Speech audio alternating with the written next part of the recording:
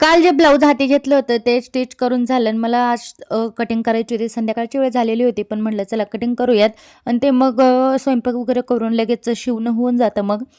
मला वाटतं आपण घरात बसून जे काही काम करतो ना, आपल्या गरजा तरी पूर्ण होतील एवढं तरी पैसे आपण कमवतो आणि कोणाची आशा धरत नाही, की हा देईन का तो देईन. हा आपल्यासाठी अभिमानाचाच विषय आहे.